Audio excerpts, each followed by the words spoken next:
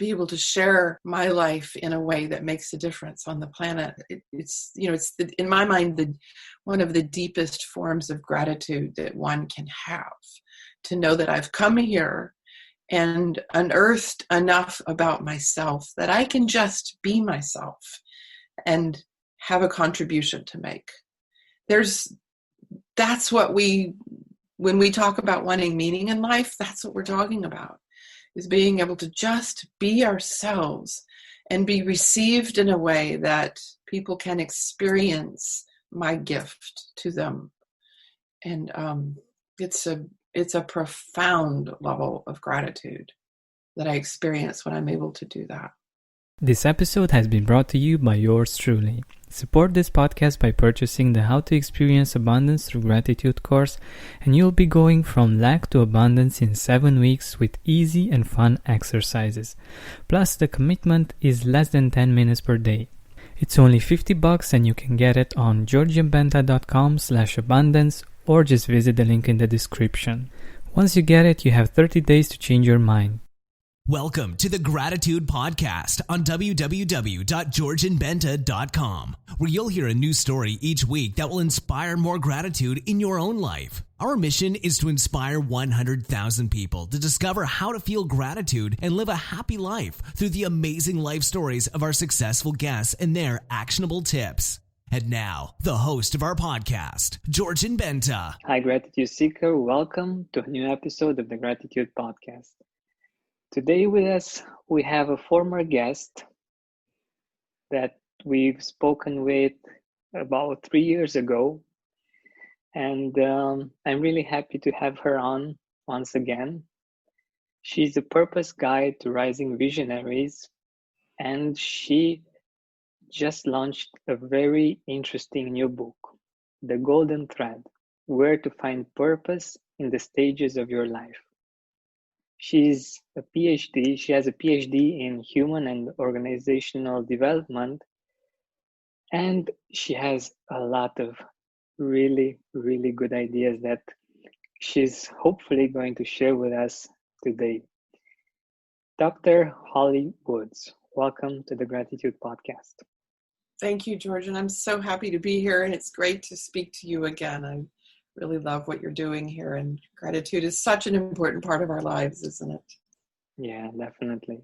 I'm really happy because our discussion also reminds me of my growth and the growth of the podcast since we've spoken in the first time, and it's amazing to be able to see the growth and to see who I am and where I am right now. And I'm just saying this because it's always a great exercise to do this, especially when we meet people that we haven't met for a while, to appreciate how much we grew in the meantime.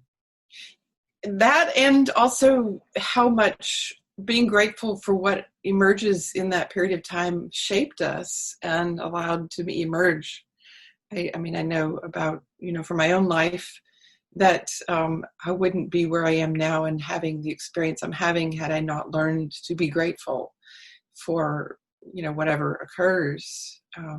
So for me, that's on top of mind. And I imagined it is for you too. Yeah, definitely. So let us know a little bit more about finding our purpose in the different stages of life. I think it's so interesting, and I think it's one of the most important things that we can do in life to find our purpose. And I also love the fact that you talk about purpose as being different in different stages of life. Some of us think that we only have one purpose, and when we find it, we're going to do that for all of our life. And at least from my experience, that's not really the case. So let us know a little bit more about your perspective on this.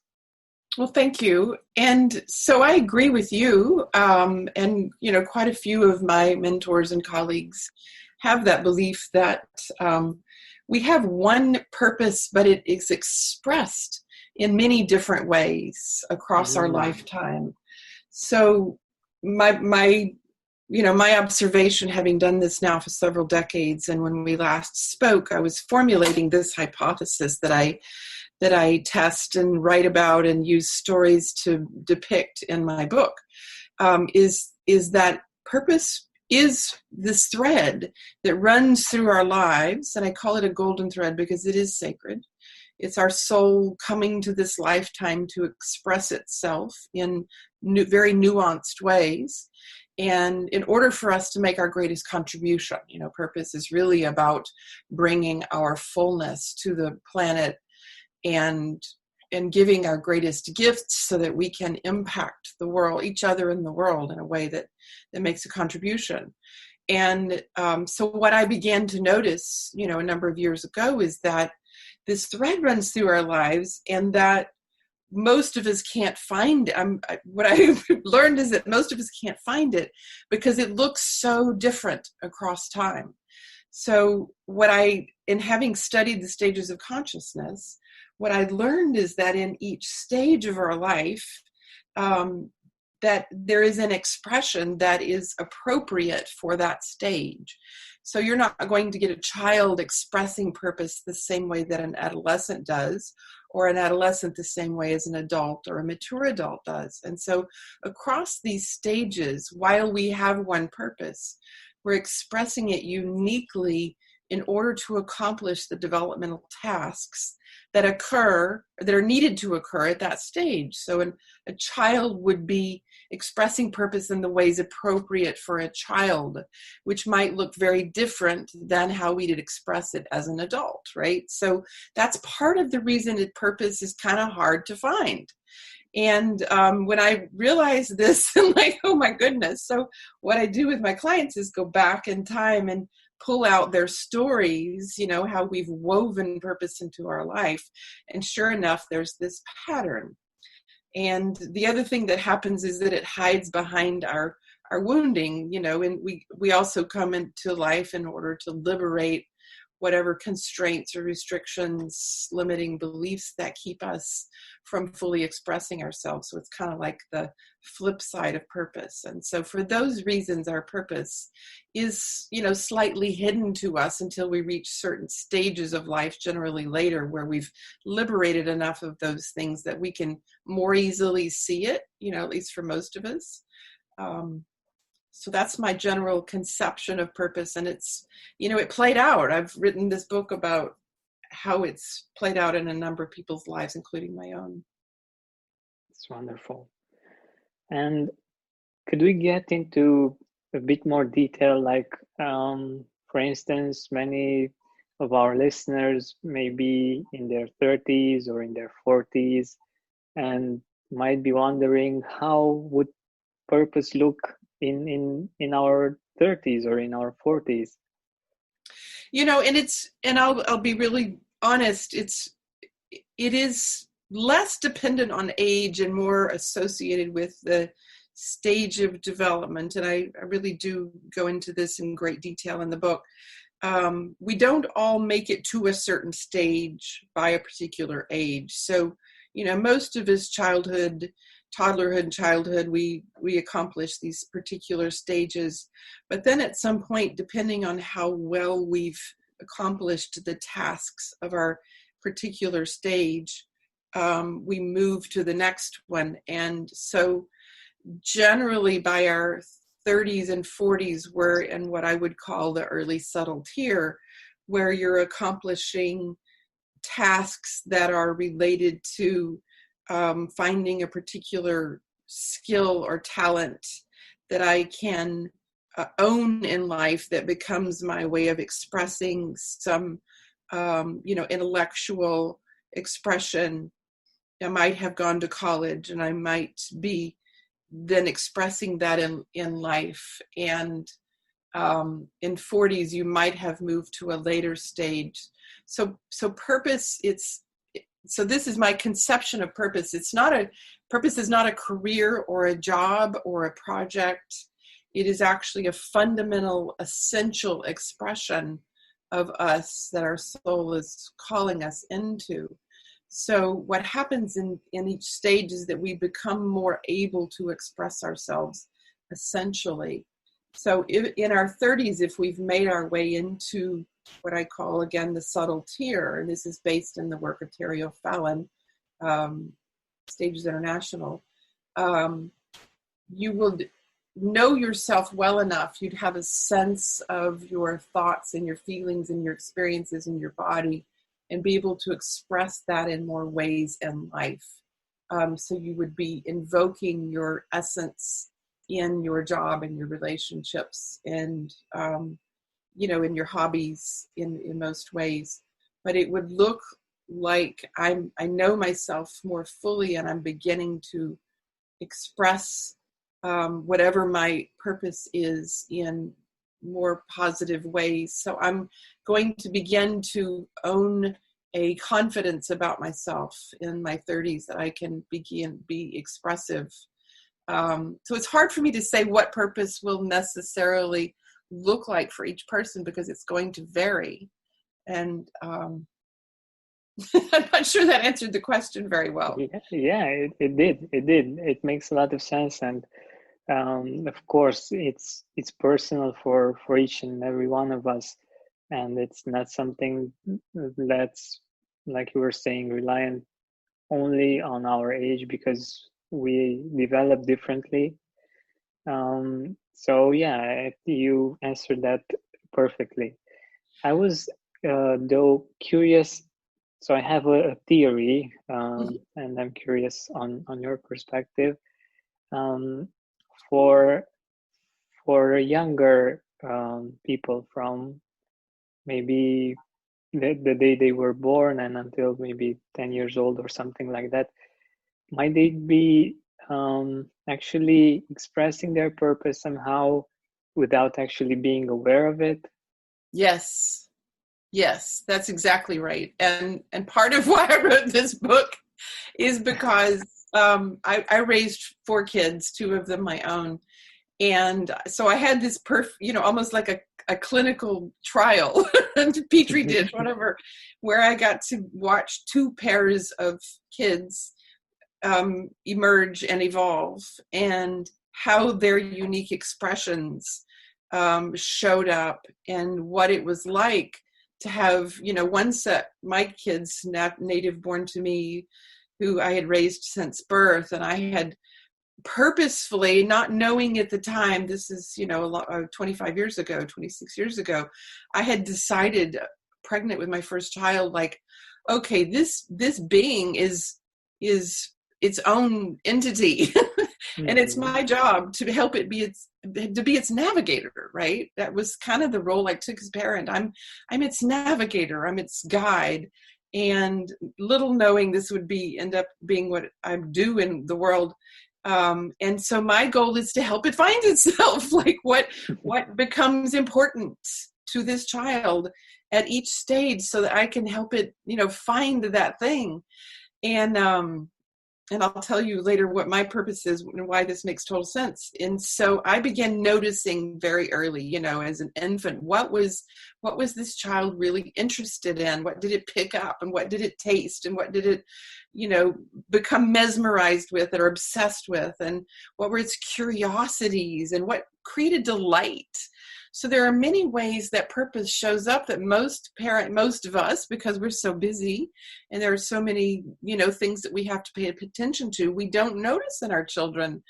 And so this curiosity seeking and the ways that, babies even attain fulfillment are important for us as parents to begin to notice, at birth, literally. It's our soul comes in like ready to pull us along and we just ignore it. So yes. And part of my excitement about this work is that perhaps we can begin to, as parents and as educators and as stewards of children in our society, we can become more deliberate about helping people, helping others gain a very attentive notion that, our children know what they're here to do if we just help guide them along instead of forcing them into these constrained and prescriptive roles that we've created in society for them. Wow, that's so beautiful. And And I totally resonate with that. And yeah, it's so powerful to let them grow into who they really are. And I've been blessed enough to be able to be such a child, to be let to grow into who I really am, and to express myself how I am. And uh, like getting some feedback from the other side, I can definitely say that it's the best way to go about it. And Uh-huh. I really appreciate my parents for doing this for me, and my granny and my brother, because Mm-hmm. it's really made a big difference, and I'm really happy where I am today. And it had a lot to do with them and how they raised me from this point of view. You know, and I would say, Georgian, your experience is quite unusual as a human, to have had that encouragement to be yourself, and probably the same for my kids. And so for those of us who didn't have that, you know, all is not lost. So I want to, you know, coming to gratitude, I want to encourage whoever's listening that, you know, well, just because I didn't have parents who did that, we can still find our way. And in fact, this is part of my thesis, is that sometimes those of us who have, you know, important purpose, and I mean, we all have important purpose. Every single one of us is here to make a great contribution. So there's, you know, no purposes are more important than others. But sometimes we chose paths that were harder. We didn't have that encouragement or that noticing by a parent or someone that of the ways that we were intended to evolve. And in fact, the I want to make a demonstration. I want to show you the way that we are forced to face life, to overcome the obstacles, is what like sharpens our saw. I don't know if you know that expression. It helps us, you know, make our gem more brilliant, because we are forced to overcome that which would repress it. So for instance, my story is, you know, was a very challenging childhood and adulthood, and it's continued to be challenging. And at some point in probably my 30s, I realized, and this is the gratitude thing, I realized, oh, what's happening is that each time I have one of these major traumas, because I had a lot of trauma in life and, you know, many dark nights, each time I have one of these, I emerge from, if I face it with courage and realize this is here to teach me something, it's an opportunity to become more of me, I emerge on the other side with this greater clarity and this greater inspiration to be more of myself. So I began to see that each of these experiences was in fact a gift to me, that I could come out with a greater sense of why I'm here, you know, how to enact my purpose, how to be courageous, how to contribute to others. And it became this almost my life has become kind of a game. You know, it's the only way I survived it, because it's been a tough life. And I like, okay, what is this thing that's here now, this particular challenge, and what am I going to learn from it, and how is it going to benefit me in acting my purpose and my way of being in the world, even to become an even more strong messenger, or, you know, a strong deliverer of my purpose. So there are many different ways that we show up on the planet, and some of them are like yours, where you might have had, you know, some people encouraging you at early stages, and then there's, you know, the sort of the opposite end of the spectrum, where some of us just, it's one challenge after another. And whichever of those paths we chose, because I believe we choose them, we can emerge with a stronger conviction, a stronger sense of self in order to express ourselves. Yeah. And I don't want our audience to get the wrong idea. I had my challenges, and Yes, certainly you did. there were things that weren't easy, and so. But I'm really grateful for for those things that my parents did for me. And even though they might have wanted me to do something else with my life, they still gave me the freedom to choose. And I really appreciate that. And it's really wonderful that you just answered a question that I was thinking about. How you see the link, the relationship between gratitude and purpose? Mm-hmm. And in addition to what I described about using our, whatever scenario our life provides for us to learn and grow, and having an attitude of gratitude about all of those experiences. I also, each stage, I emerge from one of those challenges with this newfound awareness of who I really am and how to contribute even more deeply or significantly to my own life and to the world. That emits such a level of joy, and that I'm having the experience right now. It is such a sense of gratitude that, oh my goodness, look at the ways that I can offer myself to the world that, not only will share something of me that can make a difference, but the sense of joy and blessing that I feel at being able to do that is almost overwhelming. To be able to share my life in a way that makes a difference on the planet. It's in my mind, one of the deepest forms of gratitude that one can have, to know that I've come here and unearthed enough about myself that I can just be myself and have a contribution to make.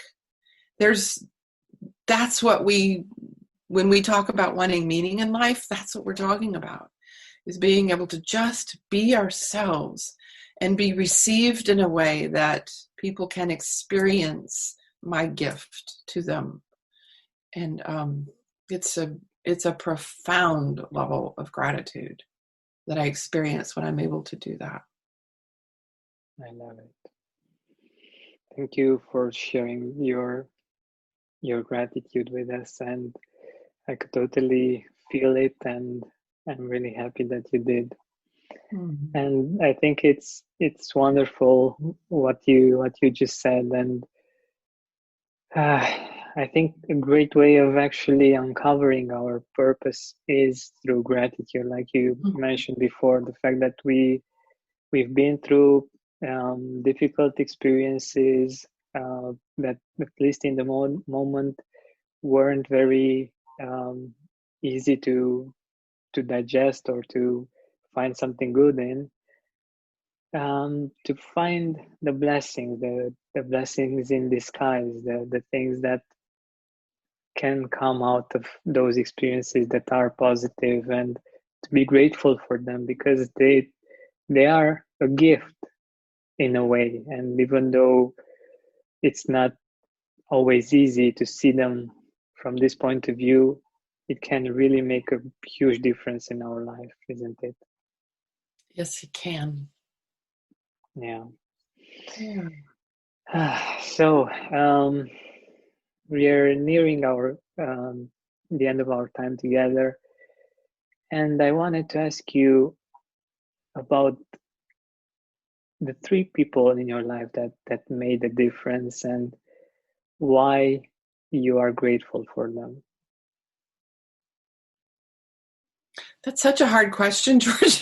If you asked that before, and I now have this enormous. The list has gotten so long and so big. I'm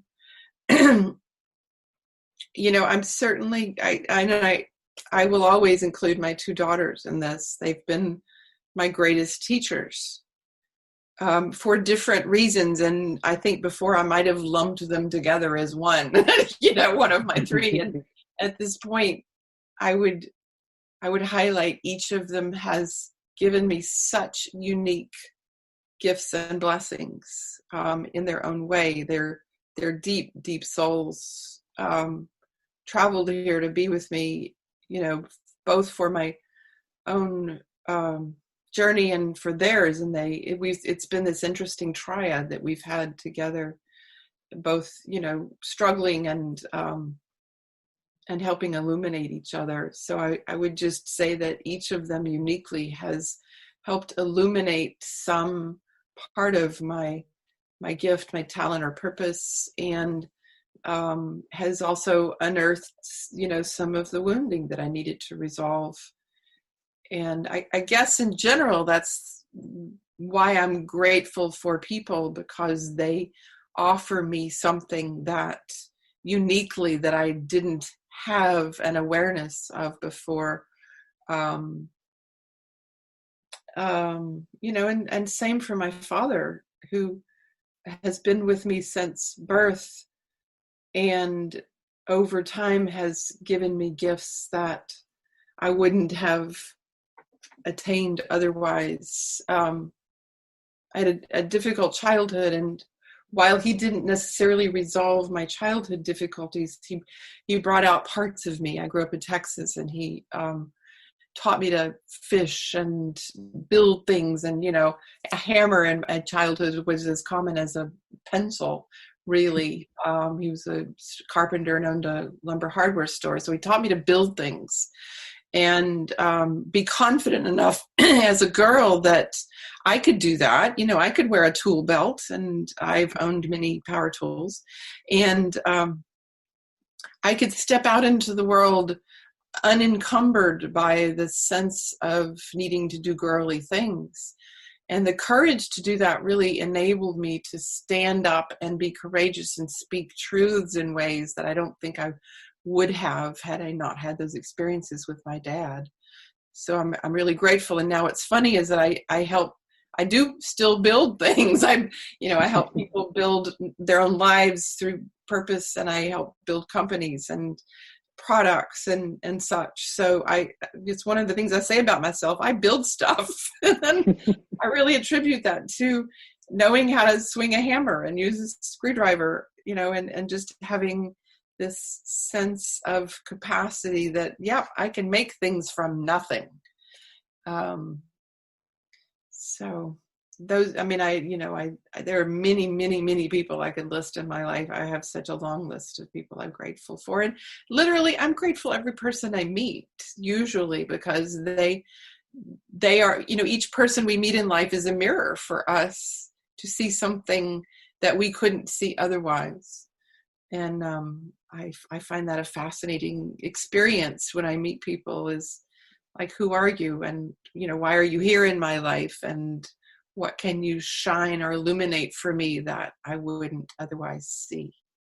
Yeah, I totally agree with that. And I was also thinking about the people in my life that made the difference. And it's really beautiful to see that for all of the things that I'm doing right now, at least professionally, I can track them back to one person or a few people. And it's so wonderful that I've had those people in my life to basically gift me a way of doing things, or to give me the courage to do something.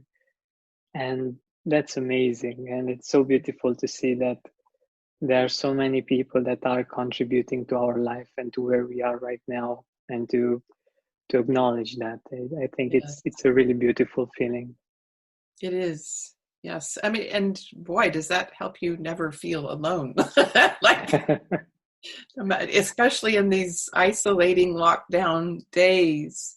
I think I've made more friends than ever in my life, because we're, being forced out of our particular ways of connecting with people to create new connections. And it has been so rewarding for me this whole time. It's fascinating that I'm grateful for, the silver linings of the pandemic. Yeah, well, I think it's a choice, and we can make this choice. And I think it's very important for people to know that they can make this choice, and they can be grateful in spite of the situation that is going on right now. And you're a living example of that, and I'm really grateful that you shared that with us. Thank you. So let us know where we can find the book, and also how our listeners can get in touch with you. Sure. Well, the book is, if you Google, search my name, Holly Woods with an S, and Woods with an S, and The Golden Thread, Where to Find Purpose in the Stages of Your Life. There are a couple of other Golden Thread books that, so the Golden Thread was not an artifact that it did emerge for me organically. I didn't realize anybody else had written about it. When I saw this thread, like, oh my gosh, would you look at that? It's real. And it is real. It's, so a few other people have written about the Golden Thread prior to me, and Michael Mead has a quote about the Golden Thread. So it's in the zeitgeist. It's not something I necessarily came up with, but this way of looking at it and finding it is unique. So search my name and then The Golden Thread, Where to Find Purpose and Stage Your Life. It's, for sale, Amazon and Barnes and Noble and the Walmart stores. So it's an ebook and paperback version available. And there's currently a promotional price for it. So I'm not sure how long that will last. And you can find me at hollywoodscoaching.com. And again, that's Woods with an S. And yeah, if you want to stay in touch, either send me an email from my webpage, or you can sign up for a free Purpose to Impact roadmap, or just send me a message and have touch. I do work with clients one-on-one, and I do support businesses and organizations and companies to create purpose-driven products and to help them stabilize. And, I'm working with companies right now, helping them pivot in these difficult times and emerge so that we can all emerge newly in the new world with purpose-driven products and offers. That's my goal. Exactly. We can all adapt, and we will always definitely adapt and find ways to rise up again, to bounce back, and to rise up again stronger. And I'm sure that we can totally do that. And one more thing, I'm really curious if you're grateful for your name. Like, I think it's such an easy way to remember your name, to just think of Hollywood. No, I thank you for asking that. A few years ago, I would have been annoyed or embarrassed. And as a child, it was difficult to live with, as you can imagine. There were so many different ways that people abused my name. But somewhere in my young adult years, I realized that when I met people and told them my name, or when someone introduced me, everybody laughed, right? And what a blessing to meet people and immediately be embraced in a laugh, in a funny experience. And it became this gift of my name to people immediately. It's like, I already offered you a gift, and we have this funny interaction. And as long as I can see the gift of it, it's a beautiful experience. And, of course, people are more likely to remember my name because of that. But I embrace, in fact, that we get to drop all the formalities and some of the, the nuances of difficulty of meeting people. And it just is this fun. I'm very informal, and I love laughter, and I love people.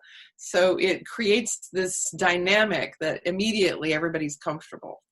And I feel so grateful now for that, for my parents having given me this crazy name. Yeah, that's such a blessing. And it's so wonderful to the way you explained it, the fact that we might have sometimes things that we are ashamed of, or that we are insecure about, but we can bring gratitude there, and we can turn them around, and we can actually see them as a blessing, and they actually become a blessing. And Yes. this is so wonderful. Yes, absolutely. That's the key is, no matter how uncomfortable something is initially, it's that discomfort is actually poking you or nudging you to examine something in yourself that can be liberated. Because we wouldn't be uncomfortable if it wasn't some facet of a shadow that we're not wanting to see about ourselves. So the very things that make us uncomfortable are the gifts that help us liberate something that would keep us stuck otherwise. Exactly. So we can be grateful for all the things in life that make us uncomfortable. Yeah, and it's funny that you mentioned this, because I had a similar experience with my name. And usually here in Romania, it's rather so there is Georgian and Georgiana, which is the feminine. And since there are like 80% women with this name, many people actually write a lot of the times they write Georgiana, even though I for instance, when in a few years ago, when I was asking for a cab, I said my name. It was clear enough that it was a masculine voice, and still people thought that I was like the cab driver said, "Are you Georgiana?" Of course not. So yeah, I used to be ashamed of that, and it used to be awkward. But now I'm having a good laugh, and it's like you said, it's a conversation starter, and it's really funny. And it was probably some inspiration along the way for you to develop some facet of yourself that you wouldn't have otherwise, to speak up more, clearly or something. And here you are speaking clearly on a podcast. Yeah. There's always some purpose to the struggles that we have in life. Sweet. Thank you for sharing that. Yeah, I think it's actually a great idea for us to end this podcast on. And I'm sure that it's something that our listeners will be happy to reflect on as well. So thank you so much for being here with us, and for sharing so many great ideas and emotions with us. Thank you, George, and I really appreciate it. It's been fun. This episode has been brought to you by yours truly. Support this podcast by purchasing the How to Experience Abundance Through Gratitude course, and you'll be going from lack to abundance in 7 weeks with easy and fun exercises. Plus, the commitment is less than 10 minutes per day. It's only $50 and you can get it on georgianbenta.com/abundance, or just visit the link in the description. Once you get it, you have 30 days to change your mind.